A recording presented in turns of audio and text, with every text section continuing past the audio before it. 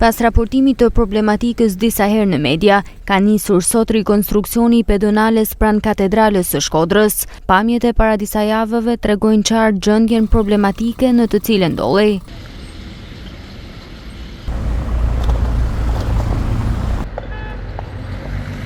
Bashkia Shkodër si dhe ndërmarrja e shërbimeve dhe punëve publike kanë filluar sot ndërhyrjen për rregullimin e pllakave të dëmtuara. Pedonalja ka qenë prej muajsh në gjendje të degraduar, duke përbërë rrezik për kalimtarët si dhe duke vështirësuar qarkullimin në një nga zonat më të frekuentuara të qytetit. Pavarësisht rëndësisë që ka kjo rrugë, ndërhyrja ka ardhur me vonesë, ndërkohë që dëmtimet kanë qenë evidente prej kohësh. Aktualisht ndërhyrja përqendrohet në një pjesë të pedonales, ndërsa punimet pritet të përfundojnë brenda 3 ditësh. Ndërhyrja e sotme pritet të lehtësojë lëvizjen e qytetarëve në këtë zonë, e cila ishte lënë në arrest nga institucionet përgjegjëse, pavarësisht ankesave të herpashershme.